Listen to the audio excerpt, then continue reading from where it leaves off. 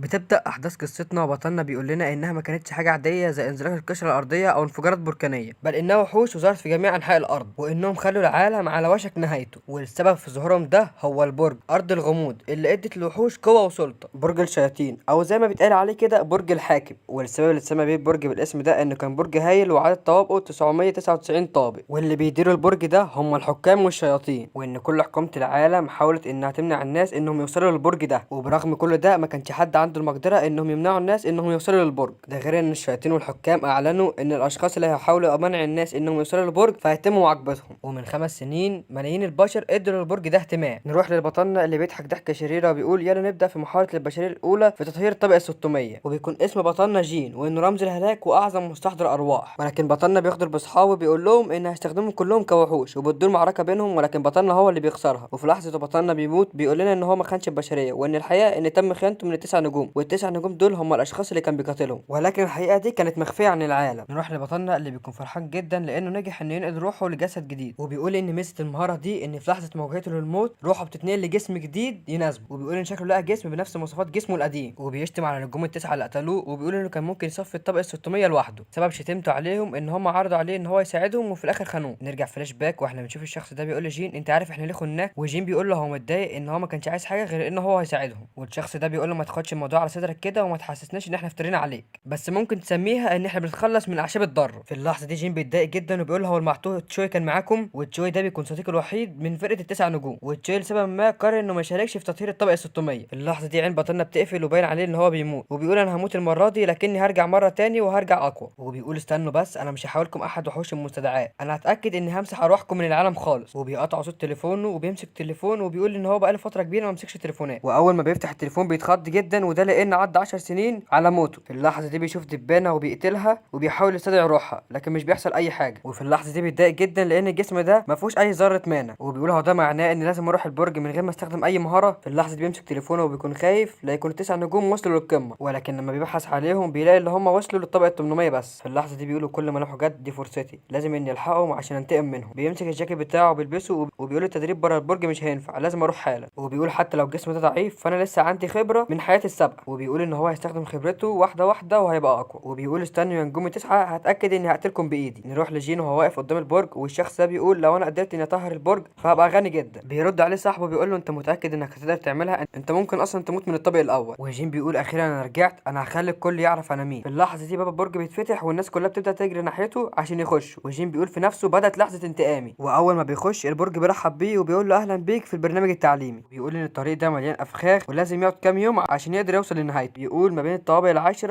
الكل اتفق إن ده أسهل طابق فيهم. في الأثناء دي بيكون في نافذة نظام قدام بطلنا، والهدف بيقول إن هو لازم يوصل للواجهة عن طريق تجاوز الأفخاخ، والنافذة بتقول له برضه إن هو لو اتصاب بأي فخ فهيرجع للبداية هيتم شفاء جميع الأضرار. وجين بيفتح نافذة النظام وبيقول لازم أشوف إحصائيات الجسد ده حالا، وأول ما بيفتح النافذة بنشوف إن جميع الإحصائيات في المستوى الأول، والسمات أول واحدة بتكون الشراهة والتانية غير معروفة. وجين بيستغرب وبيقول دي ما كانتش إحصائياتي قبل ما أموت، وبيقول ما تقوليش إن السمات والموهبة بتتغير بين الأرواح. جين بيعمل إحماء وبيقول يلا نبدأ البرنامج التعليمي، وبيقول أنا هاخد كل النقط اللي هقدر آخدها خلال البرنامج التعليمي. في اللحظة دي جين بينطلق ناحية الهدف وهو بيجري في الطريق بيلاقي حاجة بتلمع ناحية السقف، بس بيقدر يتفاداها وبيتضح إن ده كان سهم، وبيقول هي المرة الوحيدة اللي تقدر تتفاداها فيها، وبيقول إن خبرته اللي فاتت ما عدتش على الفاضي. وبعد ما بيتفادى السهم بيحس بخطر جاي من وراه، وبيبص وراه وبيقول أعتقد إنكم بلغتوا شوية، ولكن بيقدر يتفادى السهوم اللي جايه من وراه، لكن مرة واحدة بيتضح إن في سهمين جايين من قدامه وبيسيبوا كتفه وبيقع على الأرض. في اللحظة دي جين مش بيرضى يستسلم وبيسيبه كذا سهم برضه، وبيقول رغم الألم ده كله أنا هستحمل وهكمل الطريق، ولكن الإصابة بتبقى كبيرة وبيرجع لنقطة البداية تاني. وبعد ما جين بيرجع لنقطة البداية جسمه بيتشفي وبيقول أنا هشوف بقى الجسم ده هيستحمل قد إيه، ولكن ما ينفعش أجري زي اللهبل لأن كده هتصاب بسرعة. في الأثناء دي جين بيحط إيده على الأرض وبيجيب دم على الأرض وبيلحسه وبيستخدم مهارة الشراهة، وبيقول إن مهارة الشراهة بتخليك تلتهم أي حاجة غير حي، وبيقول إن الدم اللي خده ده كائن غير حي. وبيفتح نفس النظام وبيقول كويس نقاط خبرتي المحتملة زادت بعد ما استخدمت مهارة الشراهة، وبيقوم وبيفضل يحاول مرة ورا التانية لكن كل مرة كان بيخسر ويرجع لنقطة البداية من تاني. نروح لبعد شهر واحنا بنشوف على ملامح بطلنا جين انه تعبان جدا، ولكن بيكون قادر ان هو ينهي مرحلة البرنامج التعليمي، وبتجيله نفسة نظام بتهنيه ان هو قادر ينتهي من مرحلة البرنامج التعليمي. وجين بيقول اخيرا قدرت اني اخلص، الموضوع خد مني وقت كبير لان كنت كل شوية بتصاب وبرجع لنقطة البداية تاني. وبتجيله نفسة نظام بتقول له ان في العديد من الحكام والشياطين مهتمين باسلوبه، وجين بيشتم عليهم لان هو بيكون عايزهم يسيبوه في حاله، وبيقول ان الحكام والشياطين بيراقبوا اللعيبة عشان يشوفوا مشابه ليهم، وبيقول انهم مقرفين، وبيقول ان مفيش حد فيهم بيكشف عن اسمه كحاكم او اسمه الحقيقي، وبيقول انهم هما بيخدعوه عشان يخلوه تلميذ ليهم. وبتجيله كذا نفسة نظام بتقول له ان الشيطان متضايق لان هو بيقول كلام بذيء. وبتجيله نفسة نظام حمرا بتقول يبدو ان هناك شيطان يبتسم. وبتجيله نفسة تانية بتقول ذروة كل شر يبدأ في إلقاء التحية عليك قائلا كيف حالك، وبيكون ذروة كل شر ده اسم شيطان، وهنختصر ونقول له زينو اسهل. وجين بيتضايق وبيقول له انت من جديد ايها الوغد المطارد. وجين بيقول لنا ان زينو ده كان شيطان في حياته السابقة، وبيقول ان هو كان شيطان كان بيحاول يتمسك بيه وبيفضل يغريه عشان يخليه تلميذ ليه، بيتساءل لو هو قدر يتعرف عليه في الجسم الجديد. وبيقول لنا ان الشخص اللي سمح ليه بالحصول على تناقل الارواح كان هو. وجين بيقول لزينو ان هو استفاد كتير من تناقل الارواح. وبتجيله كام نفسة نظام بتقول له ان في كذا حاكم وكذا شيطان مهتمين باسلوب. في اللحظه دي جين بيتضايق وبيزعل زينو وبيقول له ان هما بيجوا بسببه هو. فجين بتجيله نفسه حمرا بتقول له ان زينو بيعتذر منه. وبتجيله كذا نفسه تانية بتقول له ان في كذا حاكم مهتمين بيه. فجين بيزعق وبيقول انتوا مش ممكن تقعدوا على جنب كده وتفككوا مني. في اللحظه دي بقى جين بيقول لزينو ان هو لو عايز يراقبه يراقبه، بس يراقبه هو ساكت. وبيقول له انا هختار حاكم او شيطان ان اكون تلميذ ليه، فاكيد مش هيكون انت. وجين بيقول لما افتح الاحصائيات اشوف انا وصلت قد ايه، ولما بيفتح احصائياته بنشوف ان هو زاد بشكل كبير جدا. اللحظه دي جين بيكون طالع منه هاله قويه وبيقول كويس، من الصعب اني احصل على مانع في المرحله دي. في الاثناء دي بقى بتجيله نفس النظام بتقول له نظرا لنموك السريع حصلت على سمه جديده. وجين بيكون مستغرب جدا، وده لانه عنده سمه بالفعل وهي سمه الشراهه. في اللحظه دي بقى جين بيقول ان هو فهم صاحب الجسم ده، بيقول ان هو كان عنده سمه الشراهه دي بالفعل. وبتجيله نفسه بتقول ان اسم السمه اللي هو اخدها كل شيء. وجين بيقول ايه الاسم الغريب ده، وبيفتح نفسه النظام ويلاقي ان سمه كل شيء ميزتها ان هو يبقى جيد في كل شيء، وايا كانت التقنيه فهيتم تعديل كفاءتها اثناء التدريب، وان اثناء القتال هيكون في تعديل اضافي يناسب كفاءته. وجين في اللحظه دي بيفرح جدا وبيقول ايه الجمدان ده، انا كده ممكن اعملها. وبيقول هو ده اللقب اللي انا كنت عايزه طول حياتي. في حياتي السابقه كنت بجهز عشان احصل عليه لفتره طويله. وجين بيجيله النافذه الحمراء تاني وبتقول ان زينو عنده فضول ناحيه النافذه بتاعته. ساعتها جين بيتضايق وبيقول له انسى الموضوع وبطل تضايقني، وبيقول له ان هو رايح الطابق التالي لو عايز يتجسس عليه يتجسس، هو كده كده مش مهتم. وساعتها جين بيخش الاوضه بتكون مليانه اسلحه بتكون اسمها غرفه الاختيار والتدريب. والبرج بيقول له ان بوسعه اختيار اي سلاح وفئه تناسبه، وانه بمجرد ما يخلص يدمر الارض اللي هو واقف عليها عشان ينتقل للطابق الاول من البرج. وجين بيقول ان في حياته السابقه بعد ما اكتشف ان هو عنده مانع ما ترددش واخترع على طول ان هو يبقى ساحر. وجين بيختار القوس والسهم، والبرج بيقول له تم انشاء اهداف التدريب. وجين بيبدا يضرب الاسهم ناحيه الاهداف وبسبب كل مهاره. وبعد كده جين بيقول للبرج ان هو ينشئ المزيد من الاهداف ويخليهم قادرين على المواجهه ضده. في الاثناء دي بقى البرج بيحذره وبيقول له ان هو لسه ما اختارش فئه وان الاهداف المهاجمه هتكون خطره عليه. وبتكون عين جين كلها شر وبيقول ان هو مش مهتم. اللحظه دي تنزل 5 اهداف مهاجمه ضد جين، ولكن جين بيهزمهم بكل مهاره. وبعد ما بيخلص عليهم بيكون ماسك سيف بايده وبيقول للبرج ان هو يجيب اهداف اقوى. والبرج بيقول ان الصعوبه ازدادت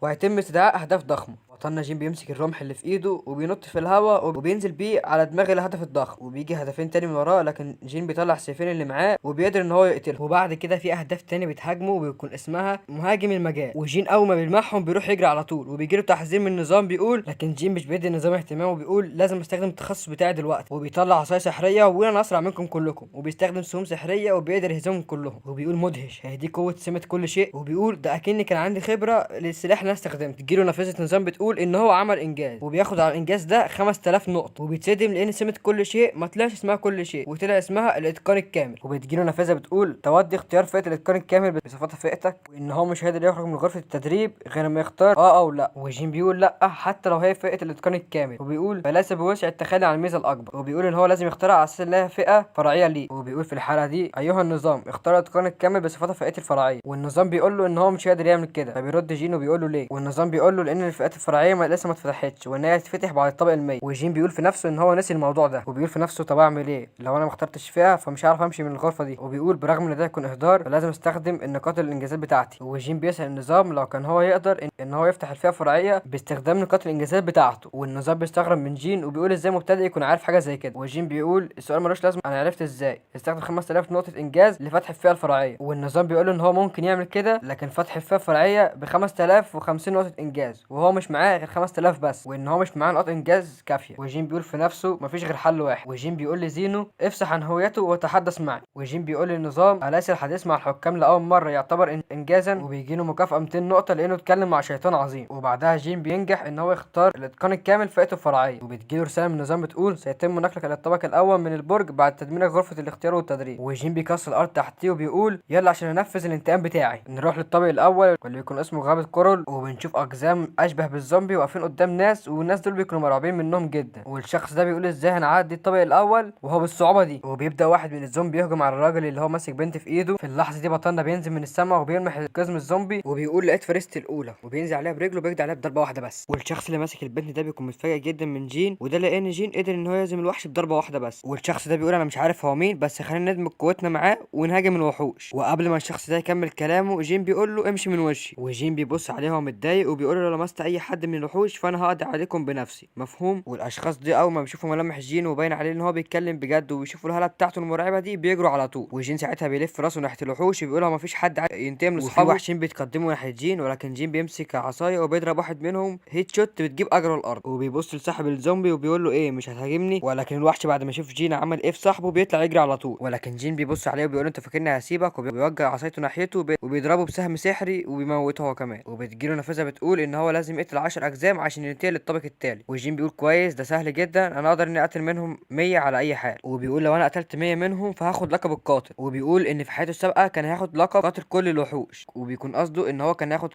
قاتل الزومبي وقاتل الليش وهكذا. وبيقول انا معدتي فاضيه، ان هو يسحب دم الزومبي وبيستخدم مهاره الشراهه، وبيقول ايه ده انا ممكن اشوف ذكريات الزومبي ده، غير ان جين اخد قوه الوحش ده وبقى يفهم لغتهم. وبيفتح نافذه الاحصائيات وبيلاقي ان مستواه زاد بشكل كبير، وبيقول ان مستواه زاد بمستوى صاعد للطابق العاشر. وبيشوف في ذكريات الوحش ده وهو بيجري ورا واحده وبيكون عايز ياخد ابنها منها، والست دي بتكون بتترجاه ان هو ما يعملش كده. وبيلمح في ذاكرته مكان زعيم الاقزام، وجين بيقول زعيم الاقزام ده وقت كويس جدا، وبيقول ان هو ممكن يجمع نقط من وراه زي نقاط الخبره وانجاز لقب القاتل في نفس الوقت. وبيقول بما اني هواجه زعيم الاقزام فلازم يكون معايا جيش. وبيبتسم ابتسامه شريره وبيبدا ان هو يستدعي ارواح الوحوش اللي هو قتلهم، وبعد ما بيستدعي ارواحهم بيكون شكلهم على شكل هيكل عظم، والنظام بيحييه ان هو قدر يغير فئته والفئه الاساسيه بتاعته بقت مستحضر الارواح. وبيلاقي مجموعه من الاقزام ظهر تاني وبيأمر الارواح اللي معاه انهم يقتلوا كل الاقزام اللي هم شايفينهم. وبعد ما الارواح دي بتخلص على الاقزام بنشوف ان جين قدر يقتل 35 وحش بدل 10، وبيكون خلص المهمه اللي عليه. وهو ماشي بيقول انا كنت متاكد ان المكان ده كان هنا، وبعد كده بيقول لقيته. وبيخش مكان شبه مستودع وبيقول لحسن الحظ لم يكتشف احد هذا المكان، وبيأمر الارواح اللي معاه ان هم يستنوا بره. وبعدها بيكسر الارض وبيتضح ان في تحت المكان ده مكان سري، وهو نازل على السلم بيبدا ان هو يحط احجار لسبب ما. وجين بيقول ان روح اقدم سيد روح مستخبيه في المكان ده، وبيبقى في تابوت تغيير الفئه، وبيفتح التابوت وبتطلع منه روح، وجين بيقول فولكان. وجين بيبتسم وبيقول بقالي فتره ما شفتوش. وفولكان بيساله لو هو ما كانش اتفاجئ برؤيته، وبيقول له ان هو بذل جهده عشان يطلع له بشكل يفاجئه. وجين بيتكلم باستهزاء وبيقول له هو في مستحضر ارواح بيتفاجئ لما بيشوف هيكل عظمي، وبيقول له بعيدا عن الموضوع ده انا جيت بعد ما قريت دفتر يوميات. وبيقول له ان هو اتجاوز مرحله التفاجؤ. وجين بيقول لنا ان هو ما قراهاش في الحياه دي وان هو قراها في حياته السابقه. وبيقول خلال الوقت الذي فقدت فيه كل ما عندي من قيم بعد تغيير صنفي الى ساحر اكتشفت المجلد ده ورجعت للطابق الاول. وبيقول ان بعد ما بقى سيد روحي فشل انه يخلي فولكان احد الساعات، وفولكان بيقول له انا معجب بيك انت احسن من اللهبل اللي انا شفته من 10 سنين. وجين بيكون متضايق جدا لان اللهبل ده بيكون هو في حياته السابقه، وفي اللحظه دي بيكون عايز يكسره. وجين بيغير الموضوع بيقول له ان هو عايز يغير فئته بسرعه. وفولكان بيقول له اسف لكن لازم تروح للطابق العاشر الاول عشان يبقى مستحضر ارواح. وجين بيرد عليه وبيقول له ان هو مستحضر ارواح بالفعل. في الاثناء دي بقى فولكان بيتفاجئ جدا، وده لان جين قدر ان هو يبقى مستحضر ارواح من غير ما يروح الطابق العاشر. وبيقول له انت فعلا موهبه عظيمه. وجين بيقول له طيب هتغير فئتي؟ وفولكان بيقول له ايوه معلش انا فضلت اتكلم كتير. بس في الاثناء دي بقى بيبدا فولكان ان هو يغير فئه جين. وجين بيقول زمان قبل ما البرج يظهر على الارض كان في متسلق بيحكمها، وبيقول برغم انه كان اقوى مستحضر ارواح بس فضل يدور ازاي يبقى اقوى، وكان على طول بيقول في نفسه ان الاستدعاءات اللي مصنوعه من جلد وعظم مش هتكفي. وبعد فتره نجح ونشأ فئه جديده وهي فئه سيد الروح. ولكن بعد كده جسمه العجوز وصل لنهايته فقرر ان هو يستخدم استحضار الارواح على نفسه عشان بعد كده يورث لحد القدره دي. وبعد كده جين بيتغير فئته بالفعل، وفولكان بيقول له ان العبيط اللي فات كان سيد الروح التاني وانت بقيت التالت. وبيقول له استخدم حوايه الروح لاسر الروح وساعتها هتقدر تستدعي. وبيقول له دلوقتي روح تسلق البرج وانشر اسمي وروق عليا كده. وجين بيقول له في الحاله دي بقى روح اعمل كده مع نفسه. في اللحظه دي فولكان بيغضب جدا وبيقول انت نسيت الوعد اللي مكتوب في المجله. وجين ساعتها بيستخدم مهاره جمع الروح وبيبدا ان هو يسحب روح فولكان. وفولكان بيقول له انت فاكرني ان هسيبك تعمل كده؟ وبعد كده جين بيعمل جدار وبيحبس فولكان جواه. في اللحظه دي بقى فولكان بيبدا يزعق وبيقول له انت فاكرني هسيبك على اللي انت عملته ده؟ وبيقول له انا اقدر اكسر السلاح ده في اي وقت. وفولكان بيقول في نفسه ازاي متسلق الطابق الاول عنده المهاره والتكتيكات دي. وجين بيقول انا فشلت في حياتي السابقه لكن دلوقتي اقدر اقبض عليه. وفولكان بيقول في افكاره الحياه التانيه مفيش مفر. وجين بيقول الابتسامه على وشه هل ما زلت السيد الروح التاني ام يجب ان اعتبر نفسي السارق؟ وبيبدا يسحب روح فولكان وبيقدر ان هو يسحبها فعلا. وبتجيله كذا نافذه نظام بتقول له ان في كذا حاكم وكذا شيطان مهتمين بيه. وبيقول ان الحكام والشياطين ما يعرفوش يخشوا غرفه تغيير الرتبه. وبيقول استنى بس قريب هوريكم مهارتي وهتتفاجئوا بيها. وبيقول اعتقد اني لا احتاج الى الجنود الهيكل العظمي بعد الان. وبيتخلص من الهيكل العظمي وبيستدعي ارواح الاقزام اللي هو قتلهم. وفولكان بيظهر وبيكون متضايق من جين جدا وبيقول له انت ازاي تجرؤ انك تخليني جندي روحي ليه. وجين بيقول له اول مره اشوفك بشكلك الحقيقي، وبيقول له شكلك كنت امور وانت في عز شبابك. وفولكان بيزعق فيه وبيقول له انا مش هسامحك، انت ازاي تقلل من شأني وانا اول سيد روح. وبيقول له انت فاكرني اني هطيعك زي الكلاب. وبعد كده فولكان بيقول له طيب انت هتعمل ايه دلوقتي. وجين بيقول له انت مش عارف تخمن، احنا هنروح نهجم على زعيم الاقزام. نروح لجين وهو رايح عند زعيم الاقزام وفي وحشين بيهجموا عليه، ولكن جين بيطلع على الروح اللي معاه وبيقدر انه يقضي عليهم نهائيا. وجين بيقول لباقي الوحوش انهم يروحوا يقول للزعيم بتاعهم ان هو هنا. وبعد كده الخبر بيوصل لزعيم الاقزام وبيقول للوحوش اللي معاه جهزوا لي القرابين بسرعه. في الاثناء دي بقى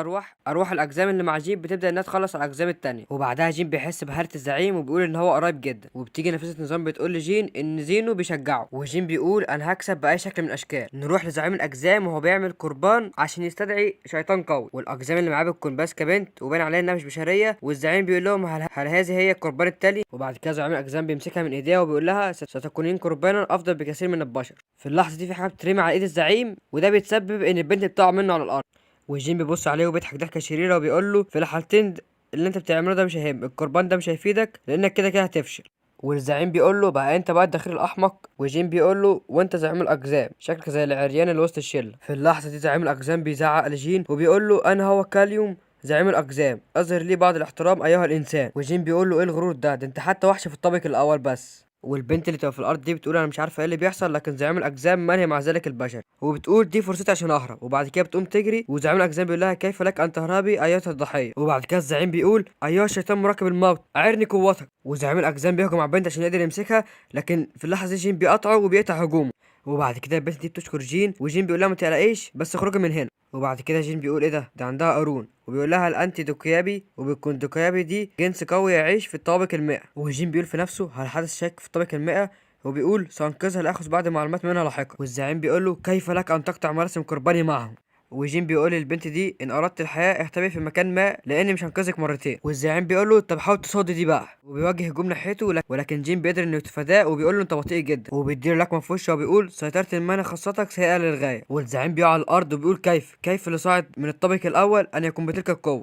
وجين بيقول له انت ريحت كده ليه، ده احنا لسه بادئين. وبعد كده الشيطان ده بيزعق وهو بيقول ايها الشيطان المراقب الموت اتولى امره. وبعد كده الشيطان ده بيمسك جين وبيقول ازاي معتوه ده قدر انه يستدعي الحاكم بالقوه دي. وبعد كده الشيطان ده بيمسك جين وبيهبطه في الارض، والزعيم بيقول له ايه رايك ده اقوى استحضاراتي. وجين ملامحه بتتغير وبيقول استدعاء، انت عندك اي فكره عن اللي انت بتتكلم عنه ده. وبيطلع الارواح اللي معاه وبيقول انا هوريك دلوقتي ايه هي الاستحضارات بجد. والارواح اللي مع جين بتهجم على عملاق الدم وبتقدر انها تقضي عليه نهائيا. وزعيم الاقزام بيقول له لقد دمرت عملاقي في غمضه عين. وبعد كده جين بيقول لزعيم الاقزام المنى بتاعتك خلصت مش كده. وزعيم الاقزام بيرد عليه وبيقول له هيلاقيك وهيقتلك حتى لو انا مت. وجين بيقول له طيب ارجوك اتاكد ان هو هيعمل كده، انا عندي كلام كتير عشان اقوله له. وبيخلي الارواح اللي معاه تمسك زعيم الاقزام، وزعيم الاقزام بيقول له سيبوني انتوا نسيتوا ان انا الملك بتاعكم. وجين بيقول لشيطان مراقبه الموت هذه نهاية دميتك، وبيقول له مش عايزك تعترض دي غلطتك عشان تفكر تختبرني تاني. وبيقول له فوق كل ده هتأكد اني هخليك تدفع الثمن اختباري في المقام الاول. وبتجيله نفس النظام بتقول شيطان مراقبة الموت يقاك قائلا انه احب ذلك. وبعد كده الارواح اللي مع جين بتخلص على زعيم الاقزام، وبعد كده روح زعيم الاقزام بتبدا تخرج من جسمه وبتهرب، ولكن جين بيمسكها وبيقول انت فاكر نفسك رايح فين. وبيقولوا في حاجه فاضل تعملها، وبيقول لنا انتاج جرم الروح واحده من المهارات الاساسيه للمستحضر، مهاره بامكانها تحويل الروح لدواء صالح استخدام. وبعد كده بيمسكه وبيقولوا شكرا على الوجه.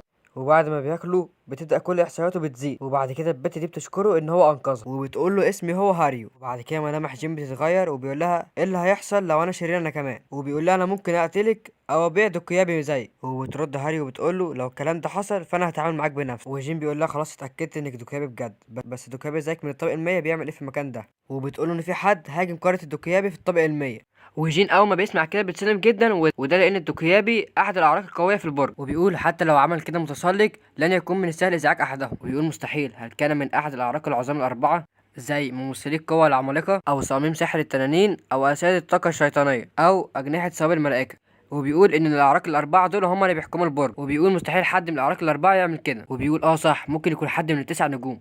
وبيقول من الممكن ان يكون احد له علاقه بنقابتهم. وبيقول الاوغاد دول وقرب تساله لو هو كان بخير. وبعد كده بيقوم بيقول لها ان مفيش حاجه وان هو هيمشي دلوقتي. وبتساله رايح فين، وبيقول لها انت عايزه تفضلي قاعده في المكان اللي مليان دم ده. وبتقول له طيب، وبتساله لو هي ينفع تيجي معاه. وجين بيقول في نفسه دوكيابي وهي لا زالت شابه، لن يكون من الممكن السيء ان ادعها تدخل فريقي. وبيرد جين عليها وبيقول لها ان هو يكون مشغول وان هو مش هيقدر يوفر لها الحمايه. وبتقول له ان هي تعتني بنفسها. وبيقول لها انت لسه كنت هتموتي على ايد زعيم الاقزام. وهاري بترد عليه وبتقول له كل ده حصل بسبب اني خفضت دفاعي. وجين بيقول لها طيب طيب. وبعد كده جين بيقول في نفسه ان هو عايز هدوم جديده ومش هينفع يمشي بالهدوم اللي مليانه دم دي. وبعد كده بياخد هدوم زعيم الاقزام، وهو ماشي في الطريق بيطلع له فولكان وارواح الاقزام، وبيقول له ان هو عامل مهمه واتاكد ان مفيش ولا قزم عايش. وجين بيقول له جيد، اداء رائع يا فولكان. وهاري بتمسك ايد جين وبتقول له مين ده؟ وفولكان بيقول له ما تقوليش، هي تقدر تشوفني؟ وهاري بترد عليه بتقول له قليل من الدوكيابي لديه ارتباط عالي مع الارواح. وجين بيقول في نفسه اوه شكلها دوكيابي مميز. وبيقول ممكن استخدم الشراهه وامتص قدرته. وبيقول لا لا مش دلوقتي، سيكون من السهل ابقائها في جانبي وتدريبها لهذا الوقت. وبتيجي نافذه لجين بتقول سببت هزيمه زعيم الوحوش موجة وحوش. وجين بيقول جمدان والله. وفولكان بيقول له ايه ده موجة وحوش؟ وهاري بتقول له ما تقوليش انك هتقبلها. او بيرد جينو بيقول لهم لو انا ما قبلتهاش فاي سبب مجيء هنا عشان اهزم الزعيم. وبتجيله نافذه بتقول ان زينو يظن ان هذا من الطيش. وبتجيله نافذه ثانيه بتقول يوجد حاكم مهتم بقرارك المتهور. وبتجيله نافذه ثالثه بتقول الشيطان المراقب للموت سيمنحك جائزة إن قمت بانتزاع المركز الأول في المساهمة. وجين بيقول طيب هاخد قراري بعد ما أشوف الجائزة. وفولكان بيقول مش مصدق أنت عايز تموت للدرجة دي؟ وبعد كده جين بيدوس موافق عشان يقبل موجة الوحوش. وبتيجي نافذة للناس كلها اللي في القرية بتقول الأقزام سيهجمون الآن على مدخل القرية بعد دقائق معدودة، ستصبح كل المناطق الآمنة الطابق الأول ملغية. والناس بتقول اللعنة موجة وحوش، مين الغبي اللي قبل الموجة دي؟ وشخص منهم بيصرخ وبيقول إن أنهيتم المهمة سريعوا بالذهاب إلى الطابق الثاني. وبيقول بمجرد ما الموجة تبتدي محدش هيقدر يخرج من هنا. وبعدها بتتفتح قدام بوابهم وبيبدأ يخرج منها كل الأقزام، والناس كلها بتقول فات الأوان، لا هناك الكثير منهم. في اللحظة دي بقى جين بيوصل وبيقول لهم لو حد فيكم لمس أي قزم فأنا هقتلكم كلكم.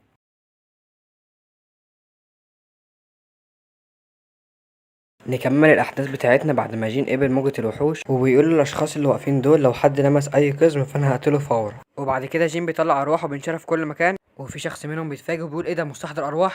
وبيقول بس ازاي احنا لسه في الطابق الاول، ازاي حصل على الفئه دي؟ والارواح بتنتشر في كل مكان عشان تقتل كل الاجزاء. وهاري بتطلب من جين ان هي كمان تقتل الاجزاء، وجين بيبص لها بيقول لها انها تعمل كده بسرعه لان الارواح مش هيدوها فرصه. وبتبص له بصه كلها ثقه وبتقول له ما تقلقش انا عندي فكره. وبتعمل جيب بعدي وبتطلع منه سيف كله هاله كبيره، وفي قسم بيقدم ناحيتها لكن هي مش بتديله فرصه وبتقتله على طول. وبتقول السيف ده مش عادي وان السيف ده قوي جدا. وبعد كده واحد بينده لجين وبيقول له انت مين عشان تتحكم بالاوضاع هنا؟ وجين بيبص له باستهزاء وبيقول له انت مين اصلا؟ وبيقول له انا كيم تاي. وبيقول له سمعت قبل كده عن نقابه السنون الابيض؟ وجين بيبص له بيقول له ايه السنون الابيض دي؟ وبيقول له ايه ده انت مش عارفها، خليني اعرفك يا سيدي. وبيقول له النقابه دي مشهوره وانها نقابه فرعيه للاشقاء بيلون. وجين بيتفاجئ جدا وبيكون ملامحه غضب وبيقول له انت قلت حالا الاشقاء بيلون؟ وبيقول له كيم تاي ان اخوك كبير منضم للنقابه دي، وبيقول له احنا كمان هنعمل كده بمجرد ما نوصل للطابق العاشر. وبيقول له انا شايف انك عندك قوه كبيره وممكن اتكلم مع اخويا واخليك تنضم معايا. ولكن قبل ما يكمل كلامه في راح بتمسكه، وجين بيقول له اعتذر لكن جوابي هو الرفض. وكيم تاي بيقعد يصوت وبيطلب منه ان هو يسيبه، وجين بيقول كويس كنت محتاج اجمع معلومات عنهم. وجين بياخد منه سيف وبيبص له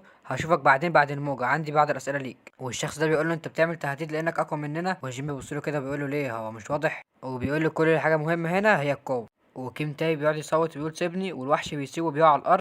وجين بيقول له اسمعني كويس انت لسه ما اتحررتش. وبيقول له انا سبتك دلوقتي لاني محتاج بعض المعلومات. وبيقول له دلوقتي روح بعيد بدل ما اقتلك. وصديق كيم تاي بيقول له هنعمل ايه دلوقتي؟ والتاني بيقول له انت مش هتعمل اي حاجه. وكيم تاي بيقول لهم احنا هنهرب، احنا فضلنا هنا هيمسكنا التاني الوقت ده من جديد. وبنشوف جين وفولكان وهما بيقتلوا كل الاقزام. وفولكان بيقول لجين ان في كتير منهم، وجين بيقول لفولكان ان هو اللي هيقاتل وهو يتحكم بالاوضاع، وبيستحضروا ارواح الاقزام اللي هم قتلوها وبيخلوها تقتل الاقزام. وجين بيقول لفولكان ان هو اي قزم هيقتله يحوله لهيكل عظمي على طول. وفولكان بيقول لجين ان هو مش محتاج ان هو يقول له كده. وجين بيقول طيب خلينا نلعب شويه. وجين بيروح ناحيه الاقزام ويفضل ان هو يقتل فيهم واحد ورا التاني. نروح لهاري واللي هي مش بتكون مدي الاقزام اي فرصه وبتقتلهم واحد ورا التاني هي كمان. وبعد كده بيبان عليها التوتر بتقول في كتير منهم فعلا، وفي قزم بيجي من وراها وبيقدر ان هو يجرحها. وهاري بتقول الوجع اللي انا حاسه بيه ده ما يجيش مقارنه بالوجع اللي انا حسيته لما القاره بتاعتي اتحرقت. وبعدها بتقتل الوحش اللي هو قدر ان هو يجرحها. وبعدها بتقع على الارض وبتقول ان طاقتها خلصت. بعدها بتسمع ضجه جايه من وراها وبتبص على جين وتقول انها متسلق من الطابق الاول. وبتقول ازاي انسان عادي عنده القوه الهائله دي؟ وبتقول لازم اتبع الشخص ده واتسلق البرج. وبتقول بالطريقه دي اقدر اني انتقم لقريتي. وبعد كده بيجي وحش من وراها بيحاول ان هو يجرحها، ولكن بيجي فولكان وبيقدر انه ينقذها وبيسالها لو كانت بخير. وهاري بتقول له ايوه، وبتقول ان هي تتولى امرها بنفسها. وفولكان بيتفاجئ من العزيمه بتاعتها وبيقول تقريبا ان عانت كتير في حياتها. وبعد كده هاري بتساله هو ساعدها ليه، وبتقول له بينما كنت اقرب من الطابق المائة مفيش حد حاول ان هو يساعدني. وبتقول انها كانت فرحانه جدا لان مفيش حد حاول يأذيها. وبتساله لو هو ساعدها عشان هو طمعان في حاجه، وبيقول لها معرفش. وبتقول له انت تقول ايه يا راجل انت؟ وبعد كده بيرد عليها وبيقول لها ان جنود الروح لازم يسمعوا كلام سيد الروح،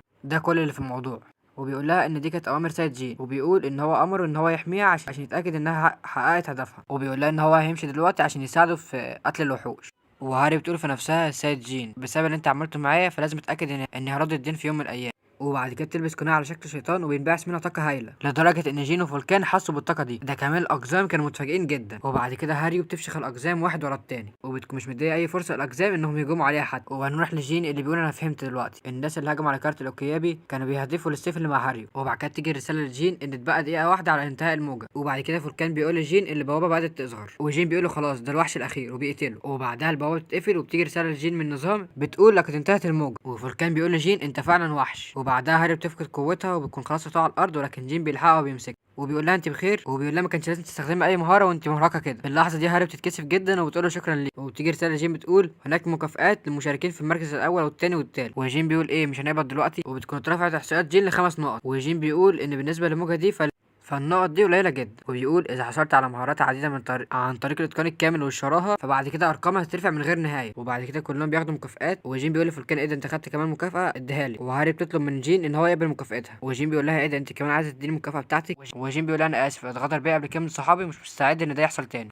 وبيقول لها انا سمحت ليك انك تقاتلي معايا لكن ده مش معناه اني بثق بيكي. وبيقول لها بالنسبه لمكافاه المركز الثاني في الموجه فهي كبيره عليا جدا من غير ما اسالك سؤال. وبيقول لها خطوه واحده خلفي ستكون كافيه، حاولي ان تكوني اكثر موثوقيه على الاقل والا سيكون من الصعب ابقائك الى جواري. وهاري بتفكر شويه وبعد كده بتعمل جيب بعدي عشان تستخرج منه حاجه، وبيطلع القناع اللي هي لبسته من شويه وبتقول له اقبل دي ارجوك. وبتقول له انا هديك قناع العفريت بجانب المكافاه بتاعه المركز الثاني. وفولكان بيقول لها ايه ده انت مجنونه عايزه تدي قناع العفريت لشخص غريب، ده ايه الهبل ده بس يا رب. وجين بيقول القناع ده هو جوهر قوه العفريت، وبيقول عنصر يستخدم مره واحده في العمر لا تكون بتسليمه الا رفيق تثق به. وجين بيكون ماسك القناع وهو قلقان شويه وبيقول لها انت اديتيني البتاع ده ليه. وبتقول له انا اديتهولك كدليل اني مش هخونك ابدا. وبتقول له اعتبر ده رد جميل عشان انت انقذتني مرتين. وبيقول لها عشان تديني القناع ده فالموضوع ده مبالغ فيه شويه. وبيقول لها انا شايف ان يكون في سبب تاني عشان تديني القناع ده. وبتتغير ملامح هاري وبتقول الانتقام. وجين بيبص لها وبيقول لها انتقام ايه ده. وبتقول له انا ما قلتلكش الموضوع بالظبط ولكن بلدتي تم احراقها بالكامل. وبتقول حاولت اني الاقي اي حد عايش لكن ما لقيتش اي حد ابدا. وبتقول ربما انا اخر عفريت ناجي. وبتعيط وهي بتقول بصفه اخر عفريت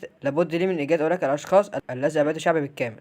وبتقول عشان كده لازم انتقم منهم وانا جنبك. وجين بيقول في نفسه البت دي حصل لها زي اللي حصل لي بالظبط. وجين بيحط ايده عليها وبيقول لها جهزي نفسك للموت لو انت خنتيني لاني مش مهتم حتى لو انا حصلت على قناع العفريت، فما تفتكريش انك هتاخدي ثقتي الكامله. وبعدها تبدا تتمحن وتقول له ايه ده بجد شكرا جدا ومش عارف ايه. وجين بيبص لها اللي هو ايه ده يا بنت وبعد كده جين بيفتح المكافآت ولا بيكون خاتم مانا وحلق مانا وقلاده مانا. وفوركان بيقول له ايه ده حصلت على عناصر جديده.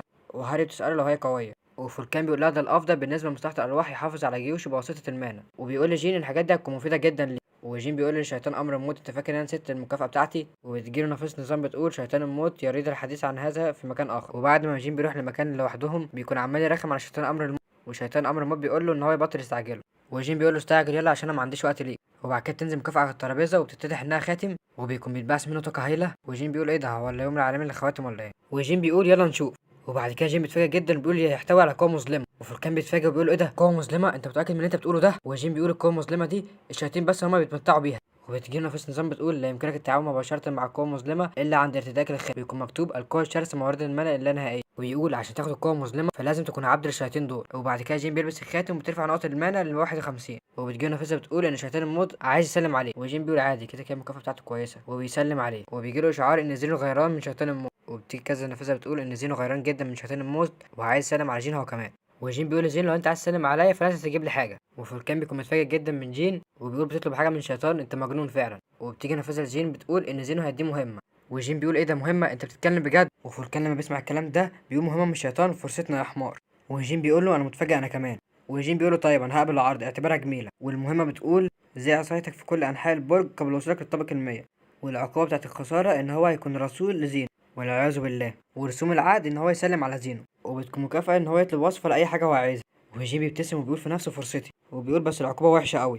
وبيقول بس ما ينفعش اخسر الفرصه دي. وجين بيقول له قبلت المهمه بتاعتك وبيسلم على زينو. وهاري بتساله اللي هو هيروح الطابق التاني وبيقول لا احنا اول حاجه هنعملها هنقبض على كيم تاي ونستخرج منه معلومات وعشان كده فولكان عايزك تدور عليه. وفولكان بيقول له ايه ده انت عارف مكانه. وجين بيقول له ايوه واني خليت جندي يروح يمشي وراه. وبيقول هو بعيد شويه لكن هو لسه في الطابق الاول. وفولكان بيكون خلاص هيجيب سيره عيلته كلها وبيقول له كنت تقول لي من الاول. وبيقول له انا رايح دلوقتي. وجين بيقول لهاري وخلينا نتكلم شويه واحنا بنتمشى. وبيقول لها ان هو عايز يعرف معلومات عن القناع ده. وبتبدا وبتبدا تشرح له وتقول له ان القناع ده يسمح للمستخدم استعمال قدرات الدوكيابي. وجين بيكون ماسك القناع وهو باصص له كده وبيقول لهاريو أليست قدرات الدوكيابي المتعلقه بالسحر والقوه الخارقه؟ وهاري بتقول له ايوه انت معاك حق. وبتقول له بالنسبه لي انا اقدر استخدم القوه الخارقه واستخدام قدره البصيره عشان اشوف المستقبل. وبيقول لها تشوف المستقبل مش الموضوع ده قليل شويه؟ وبيقول لو انا عايز احصل على قوه خارقه فهي لازم تسندني في المعركه. وهاري بتبص لجين وهي متفاجئه جدا منه. وجين بيسالها وبيقول لها انت بتبصي لي كده ليه؟ وبتقول له لا مفيش حاجه بس انا شايفك انك غريب شويه. وبتقول له الناس من خارج القريه اعتادوا على السفر اياما عشان يستخدموا القدره دي، وكانوا يسالوا الشيوخ ازاي يستخدموا القدرات دي لان اغلبهم كانوا قلقانين جدا من اللي هيحصل في المستقبل. وبعد كده بتمشي قدام جين وهي واثقه من نفسها وبتقول له القدره دي هتناسبك جدا. وبتقول له قدرتي بصيره المعركه هي قدره مخصصه لارض المعركه. وبتقول له ايه رايك انا مهمه مش كده؟ وبعد كده جين بيحضن اري وبيقول لها ممتاز. في اللحظه دي هاري بيكون مكسوفه جدا وجين بيقول لها شكرا جدا انت الافضل. وبيقول في نفسه عندما ياتي الامر للقتال ضد 9 نجوم فاني عندي فرصه في القتال. وهاري بتكون مكسوفه جدا من جين وجين بيقول لها شكرا جدا ليك. وبتجيب نفس نظام بتقول ان زينو بياخد سوا. جين في اللحظه دي بيتعصب جدا وبيقول له ابتعد من هنا يا ابني.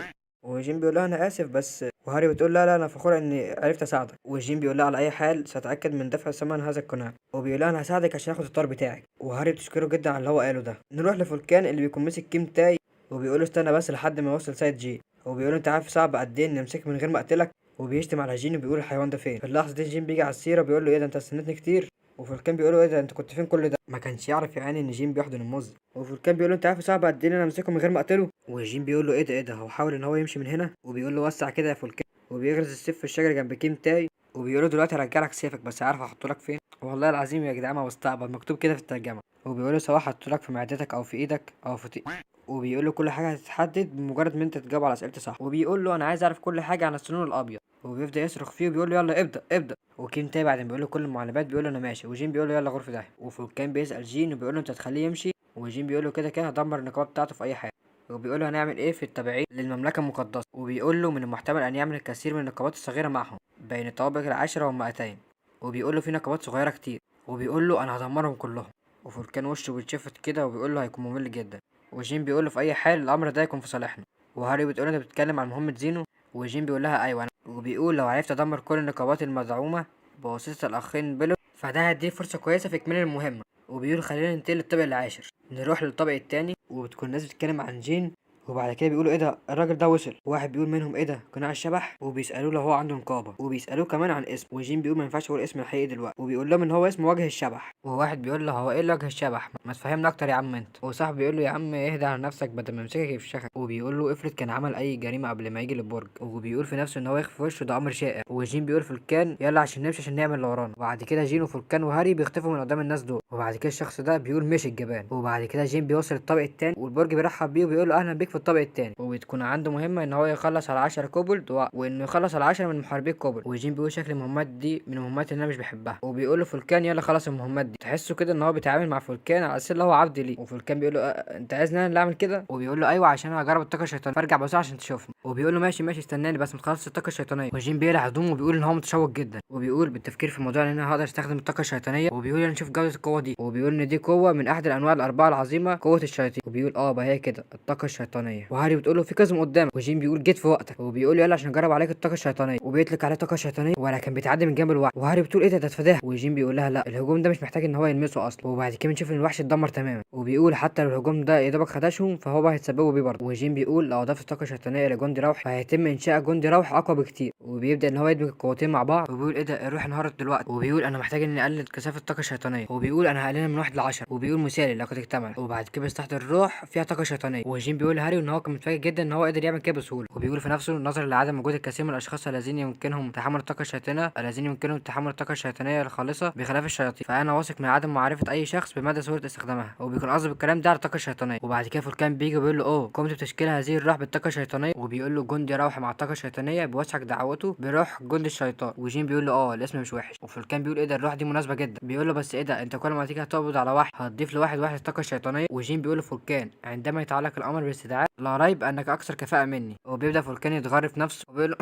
انت شكلك بتدي المعلم بتاعك احترام. وبعد كده جين بيحط في فولكان طاقه شيطانيه. وفولكان بيقول انت بتعمل ايه؟ وجين بيقول لو عرفت من منحك الطاقه الشيطانيه ساعتها الارواح اللي انت هتستدعيها هيكون فيها طاقه شيطانيه تلقائيه. وبيقول نظرا ان قوتك اعلى من قوه الوحش فانا هستخدم كل الطاقه الشيطانيه اللي عندي فيك. وبيبدا فولكان يصرخ من الالم. وبتكون هاري قلقانه جدا ان فولكان يحصل له حاجه. وجين بيقول لها ما تخافيش، سيد الروح الاول مش هيموت بالبساطه دي. وفولكان بيقول له لو عرفت اطلع من كده سليم فانا هفشخك. وجين بيقول له طيب لو انت بقيت اقوى فانا وانت هنلعب ضد بعض. وبعد كده بيكتمل اندماج الطاقه الشيطانيه بفولكان. وجين بيقول اعظم روح شيطان من بين جنودي هو انت يا فولكان. وفولكان بيتكلم بجد وبيقول له انت عملت خطأ، وبيقول له انت استدعيت روح اقوى منك شخصيا، ده اكبر غلط انت عملته كمستحضر ارواح. وبعد كده جين بيقول له انت غاضب كويس، وبيمسك القناع وبيلبسه وبيقول له انا كنت محتاج خصم اجرب عليه قناع الشيطان. وفولكان بيضحك ضحكه شيطانيه وبيقول له دلوقتي هوريك جنود الشياطين ان انا بستدعيهم. وبيطلع روح شيطانيه وبيقول لهم انطلقوا ايها الروح جنود الشياطين. وبعد كده هاري بتقول في نفسها ايه ده استخدم قوه القناع. وجين بيقول في نفسه ارواح جنود الشياطين اصبحت اكثر بطء، بيقول ولا ده شعوري وخلاص. وبتقول بدل العالم اللي هاري بتشوفه على طول. وبعد كده جين بيقدر انه يخلص على روح الشياطين. وفولكان بيكون متفاجئ جدا. وفولكان بيقول لا ينطبق هذا الا على الاشخاص العاديين.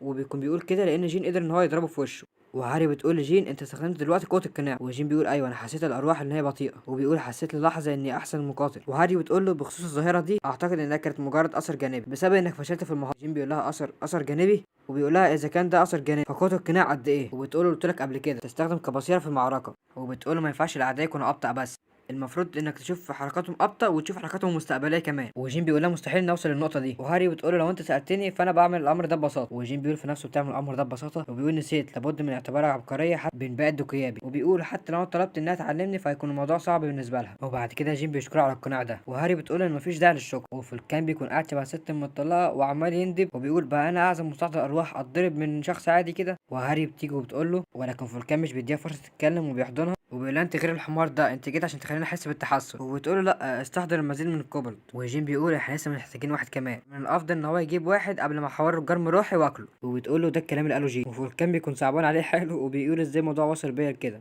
وبعد كده بتيجي نفسة نظام بتقول ان جين خلص المهمة. وبعد كده جين بيفضل يعدي طبق ورا التاني لحد ما بيوصل للطبق الخامس. وبيكون في شخصين بيتكلموا عن الشبح وبيكون قصدهم على جين. وبنشوف زومبي واقف على شجرة وبيضرب سهم وبيكون السهم ده جاي ناحية جين، ولكن هاري بتمسك سيفه وبتقسم السهم ده نصين. وبنشوف ان ملامح هاري اتغيرت خالص وبتقول انت ازاي تجرؤ انك تعمل كده، ازاي عايز تهاجم لسيد جين. والزومبي اول ما يشوف ملامح هاري بيتخض جدا وبتيجي روح من الارواح الشيطانيه بتمسك الزومبي ده وبتقتله. وفولكان بيقول لها كويس انك قدرت توقف السهم بتاعه يا هاري. بتقول بنبره غريبه ده اللي كان لازم يحصل. وفولكان بيقول هي مال الابتسامه بتاعتها عامله كده ليه. وبيقول يا ترى ايه اللي حصل لها. وفولكان بيسالها لو هي كانت بخير. وفي اللحظه دي ملامح هاري بترجع زي ما كانت على طول. وبيقول بالليل هتكون في موجه وحوش ونروح لليل اللي هم في الطابق الرابع قبل ما يخشوا الطابق الخامس. وجين بيقول لهم من بعد الطابق الخامس فهيكون في عفاريت مش وحوش ولازم اخد لقب قاتل العفاريت كمان. وجين بيقول لهم انا عندي طريقه عشان انشئ موجه بشكل يدوي. وفولكان وهاري بيستغربوا جدا بيقولوا انشاء موجه. وفولكان بيقول ما بين كل الاشعاعات مفيش حد قدر ان هو ينشئ موجه. وجين بيقول ان هو اكتشف طريقه عن طريق الصدفه. وبيقول ان هو في الطابق الثالث اكتشف الموضوع ده. بيقول في كل طابق تكون هناك منطقه مركزيه حيث يظهر كل الوحوش، لو انا لقيتها وقدرت اوصل المنى ليها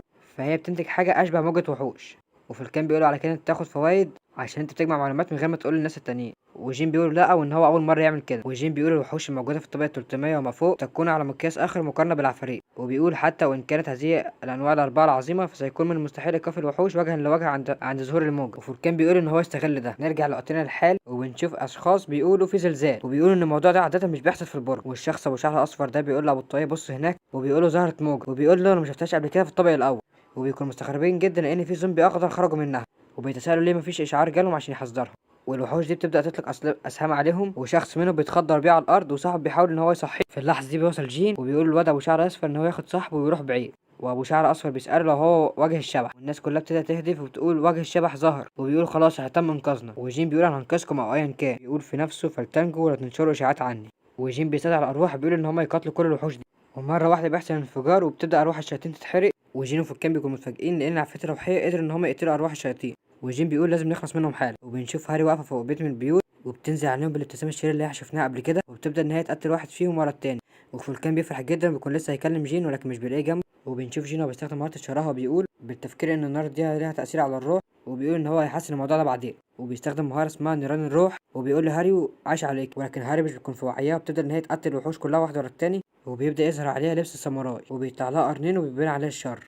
ومره واحده بتهجم على جين وبتبدا انها تدمر كذا حته من المكان. وجين بيقول لقد تمكنت من تدمير القارب باكملها في لحظه البصر. وبيكون متفاجئ من قوتها جدا وبيقول السيف ده وهاري بيكون قويه جدا وبتدمر المكان كله. وبتبدا ان هي تهجم على جين وجين بيقلع القناع وبيحاول ان هو يخليها تفتكره. وبيقول لها انا جين انت مش قادره تعرفي عليا. ولكن هاري بيكون مش في وعيها خالص وبتبدا ان هي تهجم على جين تاني. وجين بيصد هجومها بالعصايه وبيقول ايه ده دي قويه جدا. وبعد كده هاري بتنط في السماء وبتنزل على الارض وبتدمر. وبعد كده بيجي فولكان وبيقول له انت لسه على قيد الحياه وبيساله لو هاري كانت بخير. وبيكون فولكان بيتكلموا عن طريقه التخاطر وبيقول له شكلك بخير، وبيسأله لو هاريو كانت بخير، وبيقول له آسف لكن أنا اتضربت في المعركة من قبل هاريو، وبيقول له لا يهم كيف أراها، وبيقول تصدر منها هالة عميقة جدا، وبيقول أنا دلوقتي بواجه آخر عنقود في توكويابي، وفولكان بيقول له ماذا عن الموج، وجين بيقول له مات معظمه، بيقول له اللي هو يتولى الباقي. وبعد كده جين بيلبس القناع تاني وبيقوم لها وبيقول لازم اتولى امر هاري بنفسي. وبعد كده بيستخدم بصيره المعركه وبيحاول يهجم على هاري، ولكن هاري بيصد هجومه بكل بساطه. وجين بيقوم تقول لي هذه بصيره المعركه الخاصه بهاري، وبتبدا هاري ان هي تضحك ضحكه شريره وبتضرب جين لدرجه ان هو طار لورا وبيبدا يطلع في دم. وبعد كده جين بيستدعي الهيكل العظميه وبيقول اولئك الذين يركضون بين عفاريت الموج،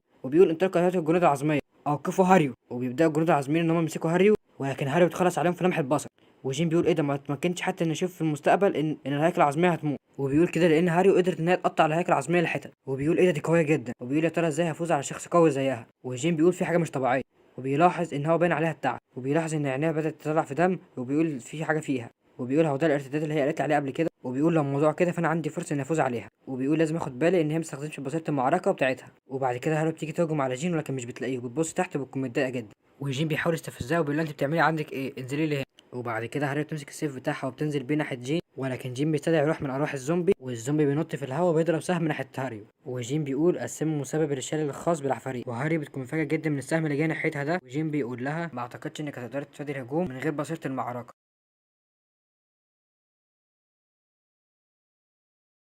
نكمل الأحداث بعد ما واحد من الزومبي بيضرب سهم على هاريو، والسهم بعد كده بيسيب هاريو، وبعد كده جين بيمسكها قبل ما تقع. وبعد كده جين بيأمر الزومبي إنه يجيب السهم اللي كان فيه السم، وبعد كده بيسحب السم ده وبيخليه واحدة من قدراته، وبيجيله في النظام إن جاله مناعة من سم الشلل. وبيبص على هاريو وبيقول في نفسه إنها عندها قوة مزعجة ومحدش يعرف يتعامل معاها بسهولة. نروح لداخل عقل هاريو وبيكون في شخص بيكلمه وبيقول لها أنت الملكة بتاعت السيف ده، سيف قاتل التنين. وبعد كده هاريو بتسأل الشخص ده وبتقول له أنت دقيابي، فبيقول لها ان هو ولا في نفس الوقت. وبعد كده الست دي بتحط السيف على رقبة هاري وبتقول لها انها تستخدم السيف بحرص. نكمل الاحداث بعد ما هاري بتفوق وبتسأل جين وبتقول له احنا فين، وبيقول لها ان هما في الطابق السادس، وبيقول ان هما جم هنا بعد ما خلصوا الطابق الخامس على طول. وبعد كده هاري بتستغرب من الوضع اللي هي فيه وبتسأله هو ليه شايلها. وبعد كده جين بيقول لها هو في ايه، انت مش فاكره اللي حصل؟ وبيقول لها هشرح لك يا ستي. وبيقول لها بعد فحص المعدات والطاقة في الطابق السادس كنا افترينا للطابق العاشر على طول. وجين بيقول لهاري انها من النهارده مش هتكون معاهم. فهاري بتتوتر جدا وبتكون خايفة وبتسأله هو بيقول كده ليه.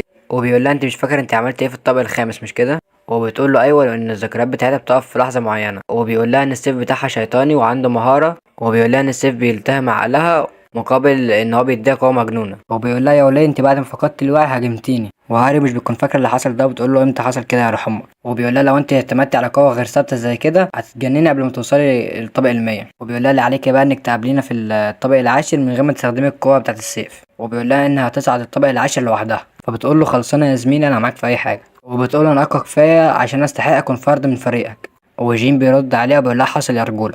وبعد كده بيروح عشان يكملوا الرحلة بتاعتهم، وهاري بتشكر جين وبتقول له شكرا على الرداء. فبيرد عليها جين وبيقول لها مفيش داعي تكشفي انك دكويابي. وبيقول لها مش لازم تستعجلي نفسك، انا كده كده ورايا حاجات كتير في الطابق العاشر، فكده كده هتقابليني هناك. فبتقول له تمام هلحقكم قريب.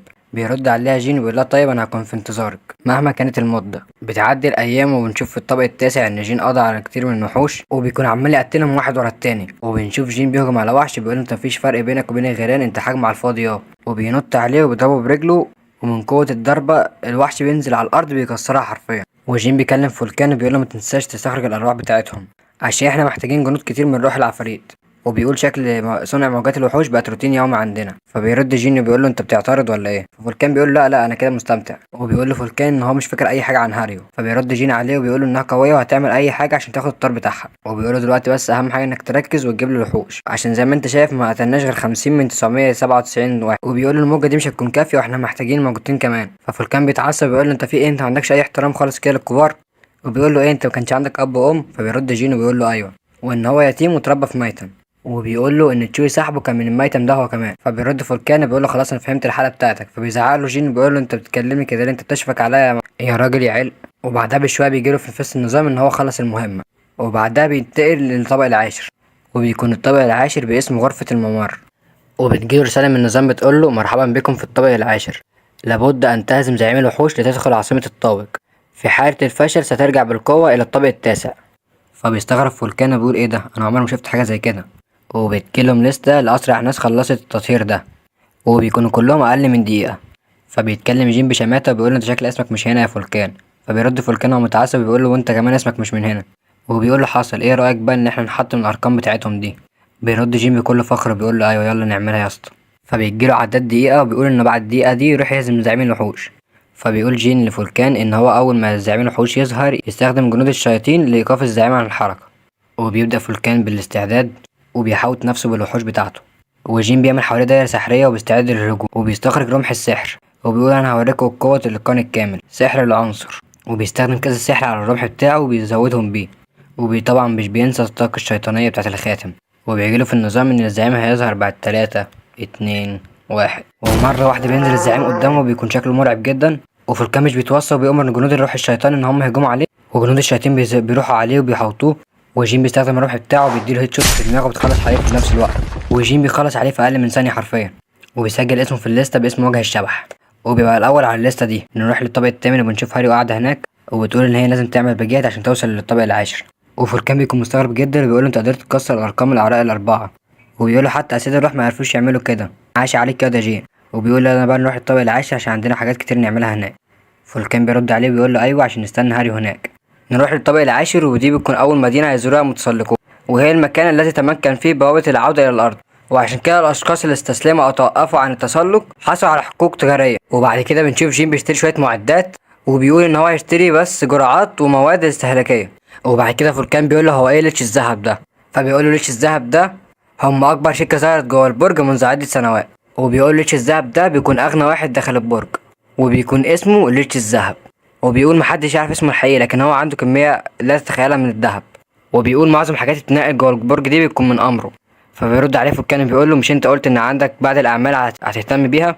وبيقول له دلوقتي انا هشتري راعي ليا. ففولكان بيتصدم وبيقول له ما تقوليش ان هو. فبيرد جين عليه وبيقول له ايوه زي ما انت توقعت الراعي بتاعي هيكون ليتش الذهب. فبترحب بيه موظفه الاستقبال وبتقول له مرحبا بيك في شركه ليتش الذهب. وبتقول له انه ممكن يبيع او يشتري اي حاجه ذو قيمه نقديه هنا. وبتقول له زي اسلحه معدات جرعات معلومات اي حاجه. وبتقول ممكن اي شخص يتم بيعه وشراؤه هنا في شركه ليتش الذهب. وبتقول له يرجى منك انك تشتري تذكره الانتظار. وبيكون جين رقم 18. وفي واحد بيكلم جين بيقول له انا اسمي سيون وانا مسؤول عن العداد الثالث هنا. وبيقول له انت اطلب مني اي حاجه انت عايزها. وبيقول له انا عايز اشتري حاجه معينه. وبيقول له بالتاكيد بس ممكن اعرف اسمك؟ فجين بيرد عليه وبيقول له لا. وبيقول له لا انا هطلع لك حاجه هتكفي بالغرض. واول ما الراجل ده بيشوف القناع بيتصدم جدا بيقول القناع ده وجه الشبح. وجين بيطلع 300 عمله ذهبيه وبيقول ان هو حاصل عليها من المواجهات بتاعه الوحوش. فبيكلمه سيون بيقول له انت عايز تشتري ايه بكل الفلوس دي؟ فبيرد عليه جين وبيقول ان هو عايز يشتري ليتش الذهب. ويكون قصده ان هو عايز يشتري لقاء معاه. واول ما سيون بيسمع كده بيستغرب جدا بيقول له ليتش الذهب انت مجنون؟ فبيرد عليه جين بيقول له مالك يا حبيبي هو انا قلت حاجه ما ينفعش نبيعها او نشتريها هنا؟ فبيرد عليه بيقول له ما ينفعش الصفقه دي تتم هنا. فجين بيرد عليه بيقول له طب ممكن تقول لي سبب؟ فبيرد عليه سيون بيقول له في سببين. اول حاجه ان سيد ليتش الذهب مشغول. فبيرد عليه جين بيقول له طب السبب التاني؟ وبيقول له السبب التاني ان المال ده قليل جدا عشان تعمل حاجه زي كده. بيقول له 3000 قطعه ذهبيه مقدار كبير لكنها مش حاجه قصاد ليتش الذهب. وبيقول له اتمنى انك تسامحني لكن الصفقه دي مش هتتم. فبيرد عليه جين بيقول له طب المفروض ادفع كام عشان اعمل معاه لقاء؟ وبيكون جين طالع على السلم وفولكان بيقول له انت ليه طلبت انك تقابل رئيس الشركه دي؟ وبيقول له انت عندك اي حل تاني عشان اقابل ليتش الذهب؟ فبيرد عليه فولكان وبيقول له لا انا ما عنديش رد لكده. بيقول له خلاص اكتم بقى يا حبيبي. وبعد كده جين بيروح للمدير وبيخبط على الباب وبيقول له انا واجه الشبح. فبعد كده المدير اللي جوه بيقول لجين انه يخش. وبيكلمه المدير وبيقول له انا مدير فرع شركه ليتش الذهب بالطابق العاشر وهنسميه جون. وبيقول له جون اتشرفت بلقائك ايها الصاعد الخارق. وبيقول له انا عرفت بقى انك عايز تقابل ليتش الذهب. فبيرد عليه جين وبيقول له ايوه بس هو شكله مش هنا. فبيقول له اسف لكن المال اللي انت مقدمه ده مش هتعرف تقابله بيه. فبيقول له تواصل انت معاه بس وهو هيبقى الراعي بتاعي. فبيقوم جون وبيقول له انا سمعت كتير عنك. وبيقول بس انا مش معجب بطريقه كلامك الغير رسميه دي. وبعد كده بيستخدم مهارته بتكون مهاره الدميه وبيربط حاجه شبه الاحبال على رقبه جين. وبيقول انا ممكن اتحكم في اي شخص بالخيوط بتاعتي بس. وبيقول له انت مش هتخرج من هنا عايش. فجين بيمسك الاحبال بتاعته وبيوقع الدميه بتاعته في الارض. فبيستغرب جون بيقول ده المهاره بتاعتي بتنفع ضد المتسلقين بتاع الطابق ال 180. فبيقول له طب حاول تصد دي بقى يرحمك. وبيعمل حاجه شبه مجال كده وبيقول له انا متاكد انك اول مره تشوف حاجه زي كده. فبيرد جين عليه بيقول له ايوه دي مهاره العقل وهو عالم لا نهايه عن طريق فصل ارواحنا وعقولنا عن اجسادنا. فبيستغرب جون وبيقول هو ازاي متسلق طابق عاشر وعارف عالم العقل؟ فبيرد جون وبيقول له انا متاكد انك عارف ان قوانين الواقع مش بتنفع هنا. وبيقول له بمعنى انك لازم تستخدم قوه روحك هنا عشان تعرف تكسب القتال. وبعد كده جون بيكون مليان حواليه هالة قويه. وبيقول لجين لو انت عرفت تهزمني هرتب معاك ميعاد مع سيد الليتش. فجين ساعتها بيتحمس وبيبدا ان هو يقاتل بقوه. وبيقول له قوه الروح انت مش ند ليه في الحاله دي. وجين بيمسك الخيوط بتاعته بيقول له انت لسه ما فهمتش ليه السمه بتاعتك مش بتنفع عليا. وبيتكلم جون وبيقول في نفسه انا مش فاهم ازاي متسلق في الطابق العاشر عارف السمه بتاعتي. وبيقول بذكائه ده بذكاء متسلق من الطابق ال200 على الاقل. وبعد كده بيطلع له وحوش من الضمه بتكون طويله جدا. وبيبداوا ان الضمه دي ان هم يحاصروا جين. وجون بيقول لهم جيش الضمه. وبيكلم جين وبيقول له في عالم العقل خبرتك هي قوتك. والضمه دي هي اللي حصلت عليها من خبرتي طول السنين دي عشان اعرف اتسلق الطوابق اللي فوق الطابق ال100. وبيقول له الضمه دي بقوه متسلق في الطابق ال50. وبيقول له لحظه دخولك عالم العقل اتحدد مين الفائز بينا يواجه الشبح. وبيأمر جيش الضمه ده ان هم يهجموا على جين. وجون بيمشي كده وبيكون فاكر نفسه اللي هو انتصر. ولكن جين بيطلع وحش على شكل هيكل عظمي بيكون ضخم جدا وبيكون اسمه ليتش الساحر. وجين اول ما بيشوف كده بيخاف جدا بيقول له ازاي زعيم من وحوش الطابق ال100 هنا. وجين في عالم العقل بيبدأ ان هو يرجع لشكله القديم وبيهجم على جون. وبيقول له مش هتعرف تهزمني يا جون راقب وانت ساكت. وبيقول له دلوقتي انا هوريك هو ايه الجيش الحقيقي. وبيقول له لحظة دخولنا لعالم العقل تم بالفعل تحديد الفائز ما بيننا. وبيقول له الضمه بتاعتك دي هي اللي هتخسرك يا رحمة. وبيبدأ جيش جين ان هو يهجم على جيش جون وبيقدر ان هو يخلص عليه. ونرجع بقى للعالم الحالي بيكون جون خايف جدا من اللي حصل ده. وبيقول احنا امتى رجعنا هنا انا ما حررتش عالم العقل. وبيقول ازاي تتحكم في عالم العقل بتاعي. وجين بيروح له بيقول له بطل تعيط زي الاطفال وقوم لي يلا. وبيقول له ما تنساش الرهان بتاعنا انت قلت ان انا كسبت هترتب لي ميعاد مع ليتش الذهب. فبيديله رساله وبيقول ان هو يديها ليتش الذهب وهيقدر ساعتها يقابله. وبيقول ان هو لو ما عرفش يقابله فمش هيعرف يعمل له حاجه اكتر منه. فجين بيقول له ما تقلقش اول ما يشوف الرساله بتاعتي هيرد على طول. وبنشوف فولكان وجين هما ماشيين في الشارع وفولكان بيقول لجين ان الشمس بدات تغرب. وبيقول له دلوقتي لازم نروح مكان عشان ناخد قسط من الراحه. فجين بيقول له نستريح يا حبيبي احنا لازم نروح للوجهه بتاعتنا التانية. فبيرد فولكان باستغراب وبيقول له ايه ده احنا هنروح لمكان تاني. وبيقول له ايوه وان هم هيروحوا مكان ليتش الذهب. وجين بيروح لنقابه اسمها السنون الابيض اللي احنا اتكلمنا عليها من شويه. وبتكلمه واحده منهم وبتقول له ايه اللي خلاك تيجي هنا. فبيرد عليهم وبيقول لهم ان هو عايز ينضم ليهم. فبتكلمه من شعر اصفر دي بتقول له انت فاجئتنا جدا. وبتقول له انت في حد قالك على النقابه بتاعتنا. فبيرد جين بيقول لها لا. فبيضحكوا البنتين دول ضحكه شريره وبيقول شكل الواد ده مبتدئ ومش عارف اي حاجه. وبتكلمه من شعر اصفر دي وبتقول له ايه رايك تورينا قدراتك. فبيرد جيني بيقول لها ممكن حد يدينا عمله معدنيه. فبياخد منهم عمله وبيتنيها بايده. والبنتين دول اول ما يشوفوا كده بيستغربوا جدا بيقولوا انت ازاي تنيتها بايدك بس. وبيقول عندي شويه سحر بسيط كده. وبيطلع لهم نار من ايده. وبيقول لهم شويه حاجات بسيطه كده زي اشعال النار. والبنتين دول اول ما يشوفوا كده بيقولوا موهبه كبيره. هم لما يشوفوا الباقي هيعملوا ايه يا اولاد العبيطه يا غبيه. وبتقول لها او ماي جاد يا بنتي ده مدهش جدا مش مهم الانجازات دلوقتي. مش عارف ايه المحن والشغاله من تنين. وبتقول لو روضناه عندنا يكون عندنا قوه كبيره. وبتقول ده غير ان هو وسيم. فبترد البنت وبتقول لها صدقني ايه ذوقك في الرجاله المعفن ده. فبيتكلم جين في نفسه بيقول ان هو كسب وقت كبير. فبيجي واحد وبيقول لهم ان في مشكله كبيره بره وان في وحش هايج مش عارف ايه وحش هايج تقريبا عايز يتجوز ولا حاجه. وبيقول لهم اخرجوا من هنا حالا لان النقابه في خطر. فالبنتين دول بيكلموا جين وبيقولوا استنى هنا هنجيلك تاني بسرعه هنحل المشكله ونيجي. فجين بيمسك الستاره وبيقطعها وبيلفها حوالين جسمه وبيبدا ان هو يلبس قناع وجه الشبح. وبيبدا ان هو يضرب الحراس وبيكون بيدور على حاجه معينه ولكن مش بيكون لاقيها. وواحد من الحراس بيبدا ان هو يصرخ وبيقول له انت مين وازاي دخلت المكان ده. فجين بيمسكه من رقبته وبيقول ان هو بيدور على حاجه معينه. وبيقولوا مش النقابه دي تبع النقابه المقدسه. وبيقولوا انا عايز القائمه بتاعت فروع النقابه وموقعهم بالظبط. وبيقولوا ده عشان هروح هدمرهم كلهم. وبيقولوا انت مجنون انت تخلي النجوم ال9 اعداء ليك ومش هتقدر عليهم خالص. فبيرد جين وبيقول له خليك في نفسك يا حبيبي. وبيقول له لو ما اتكلمتش دلوقتي فهينتهي بيك المطاف هنا. بيكلموا الحارس وبيقولوا ان الفروع بتاعته على المكتب. فبيسيبوا جين وبيرميه على الارض بيقول له شكرا يا حمك. وبعد كده بياخد القائمه بتاعت فروع النقابه. واول ما بياخدها بياخد منها معلومات وبعد كده بيحرقها. نروح لليتش الذهب وهو بيقرا خطاب وبعد كده اول ما بيقراه بيكون مستغرب جدا وبيقول ازاي عرف الحقيقه دي. نروح لجين وهو قاعد في الاوضه هو فولكان ومره واحده باب بيخبط وفولكان بيسال جين لو هو كان طلب حاجه. فبيرد جين وبيقول له ما حصلش. وبعد كده بيلبس قناع وجه الشبح وبيستعد للهجوم. وبعد كده بيفتحوا الباب وبيربطوا الراجل اللي مستنيهم قدام الباب بسلاسل. وبيطلع ان هو سيون. وبيقول لجين ان هو جاله برساله. وبيقول له ان ليتش الذهب وصل للفرع اللي موجود في الطابق العاشر. نروح لجين وهو واقف قدام حراس كتير وبيكلموا ليتش الذهب وبيقول له ما عرفتش انت ازاي عرفت محتوى الرساله لكن انت جريء جدا في المواجهه ضدي. وبيقول مفيش حد عارف الحقيقه دي جوه البرج اصلا. فبيقول جين في نفسه بقالي كتير ما شفتكش يا جوروليتش. فبيتكلم جوروليتش بيقول له ان هما يجيبوه الاوضه بتاعته. ولكن جين بيهجم على الحراس وبيبدا ان هو يهزمهم واحد ورا التاني. وبعد كده بيقدر ان هو يهزمهم كلهم وبيجري ورا جوروليتش. وبعد كده جوروليتش بيهجم على جين ولكن جين بيقدر ان هو يصد الهجوم بتاعه. وبعد كده بيهجم على جين بقوه كبيره وبيكون فاكر ان هو خلاص انتصر. ولكن جين مره واحده بيظهر وبيحط الرمح بتاعه على رقبه جوروليتش. فبيرد جوروليتش بيقول له انت فاكر انك هتهزمني بالرمح العبيط اللي معاك ده. وبيقول له انت ما تقدرش تقتلني. فبيتكلم جين وبيقول له انت شكلك ما عرفتش مصدر المعلومات بتاعتي لسه. عشان كده امرتهم ان هم يقبضوا عليا. وبيقول له دلوقتي هعرفك انا جبت المعلومات دي منين. فبيتكلم جوروليتش وبيقول له تعالى ورايا. وبعد كده جين بيخش الاوضه بتاعته، بيقول له ايه الاوضه الجامده دي، شكلك بتحب الفلوس مش كده؟ واول ما بيخش جوروليتش بيبدا ان هو يهجم على جين، وبيقول له انت ازاي عرفت ان انا صاحب المزاد؟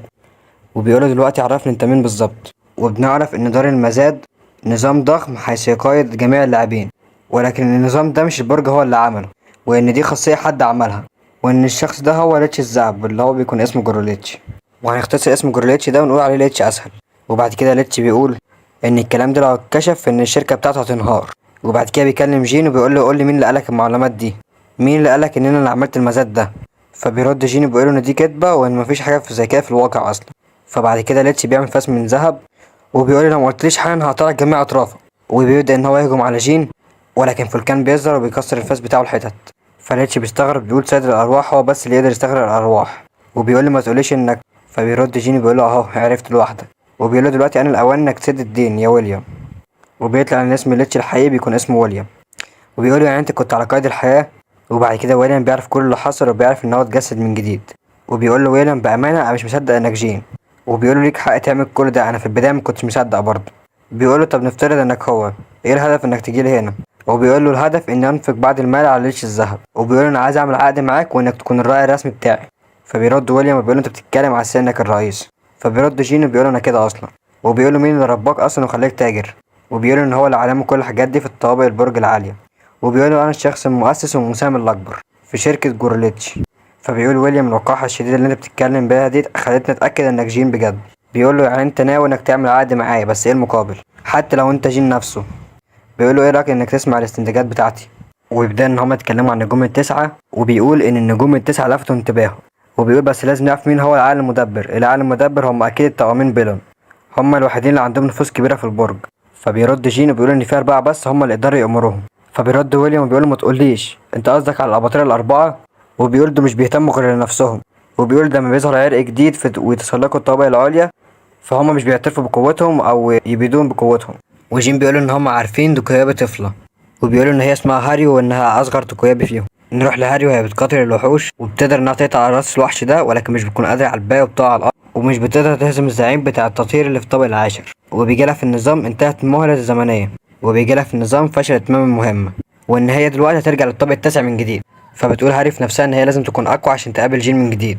فبتتكلم رئيسة السيف وبتقول ليه ما تستخدمنيش وانا هقدر اخلص لك 1000 ثانيه، لو استخدمتيني فهتقدري تخلصي عليه في لمح البصر. فبترد هاري وتقول ان هي مش هتعمل كده وان هي مش هتستخدم قوه السيف من تاني.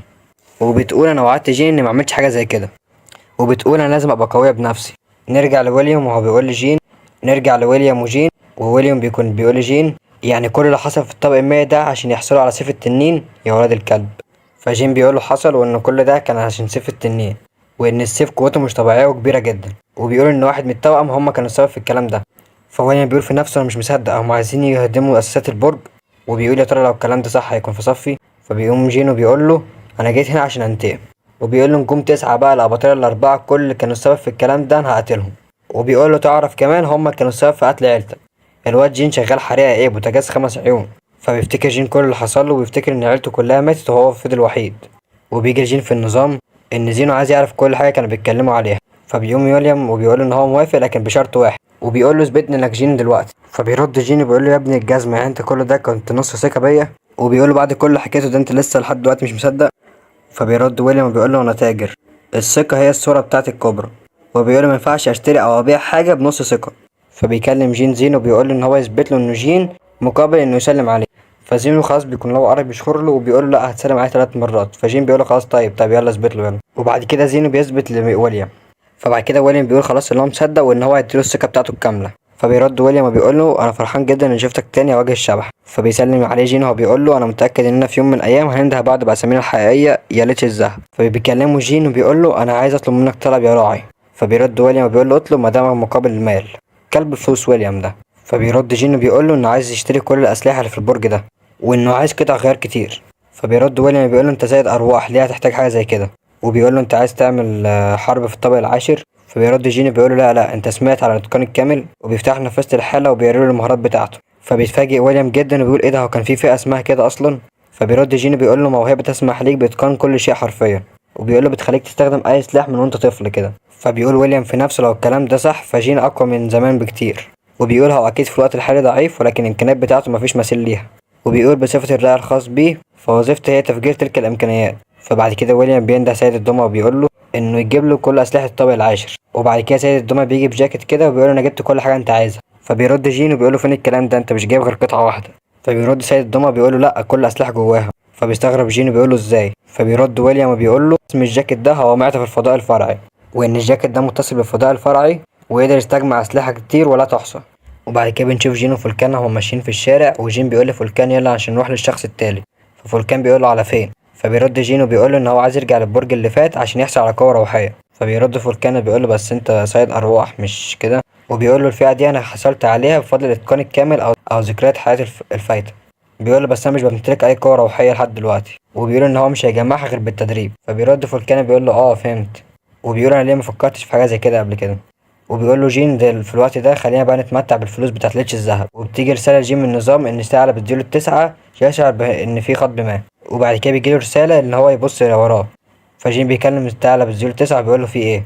فبيجيله رسالة ان ثعلب بتديله التسعة بيطلب منه مساعدة. وبعد كده بيجيله في النظام ان في طفلة في خطر. نروح لجين واحنا بنشوف الواد اللي هو ضربه قبل كده، وبعد كده جين بيقطع له رجله. وبعد كده جين بيقول له الثعلب اللي انت كنت بتضربه ده هيكون سيدك الجديد. وجين بيقول ما توقعتش خالص ان ثعلب الزيرو التسعة يظهر في المكان ده. وبتجيله مهمة بتقول ان الحاكم المحايد والثعلب زيزيور التسعة يطلب منه ان هو ينقذ الثعلب الصغير ده، وان بعد ما ينقذه يساعد في شفائه. والمكافأة تكون يا اما عنصر يا اما ثعلب زيزيور التسعة، وان هو يحصل على المكافأة الاولى بعد الانقاذ والمكافأة التانية بعد الشفاء. فجين بيقول في نفسه ان هو يخلص المهمة دي في السريع كده. والواد ده بيبص له والصراحة مش فاكر اسمه يا جماعة خلينا نكمل بس. وبيقول له ايه ده وجه الشبح وبيكون باصص له بغل كده. فبيرد جين وبيقول له انا شفتك قبل كده. فبيرد الواد ده هو متعصب ويقول له انت كده عايز تستفزني. وبعد كده بيقوم الرجاله اللي معاه ان هم يهجموا عليه، ولكن جين بينقذ الثعلب وطبعا بيقدر يخلص عليهم في ثانيه. وبعد كده جين بيروح بالثعلب ده البيت وبيقول ان هو لازم يسميه اسم ومش يفضل كل شويه يقول الثعلب زلزول التسعه. وبعد كده بيبدا فولكان وجين ان هم يفكروا في اسم، وبعد كده بيتفقوا بيسموه مي هو. وبعد كده بنشوف ان الثعلب عجبه الاسم وبيجيله في النظام ان اكتملت المهمه وان هو هيستلم المكافآت دلوقتي. وبعد كده بيستلم قناع الثعلب، وبتكون ميزه القناع ده ان لما يستعمله بيقدر ان هو يستخدم قدرات الثعلب، وان الثعلب كل ما يبقى اقوى كل ما القناع يبقى اقوى. وبيقول جين ان القناع ده شبه البت بتاعت التوكويابي، وبيقول انا متاكد ان القناع ده اقوى من القناع اللي معايا. وبتجيله رساله من النظام ان هو لسه مخلصش المهمه كلها، وهي ان لازم يشفي ميهو عن طريق ان هو ياكل اكله معينه وهي 999 قطعه كبد. فجين طبعا بيكون متفاجئ ان هو عايز كل الاكل ده. فجين بيفكر في قوه القناع وبعد كده بيوافق على طول ان هو يجيب له الاكل ده. فبعد كده فولكان بيقول لجين ان هو هيخرج بره يشم شويه هوا، وجين بيقول له ما تاخرش لان هم هيرجعوا الفجر. وبيقول له لو اتاخرت فمفيش داعي للخروج. فبيقول له لا مش هتاخر هاجي بسرعه. وبنشوف فولكان وهو طاير في السماء وبيقول لنفسه ان البرج اتغير جدا وان البرج لما كان بيتسلقه ما كانش كده. وبعد كده مره واحده فولكان بيحس بشعور غريب وبيقف مره واحده مكانه. وبعد كده بيلاقي تنين ماشي في الشارع، وفولكان بيقول القرون والمنى الطاغيه دي انه تنين قاطعا. وبنشوف ان التنين ده بيقول ان هو عايز يقتل جميع التنانين. وفولكان بيسمعه وبيقول يا ترى هو ليه عايز يقتل التنانين. وبيقول في نفسه لكن معروف ان التنانين انهم عار انرجاسيون وان هما بيحبوا نفسهم قوي وان هما عندهم قوه كبرياء عاليه. وبيقول شخص زي كده مش هيرحم حتى لنفس جنسه. وبيقول كده التنانين هتاخد الطابق العاشر. وبيقول انا لازم ابلغ سيد جين بالامر ده فورا. وبكده يكون خلص الموسم الاول من حكايه جين. فلو عايز تعرف الباقي اكيد انت عارف انت هتعمل ايه. اللايك بتاعك جميل والاشتراك واكتب كومنت واستنى الباقي. وبس كده، سلام.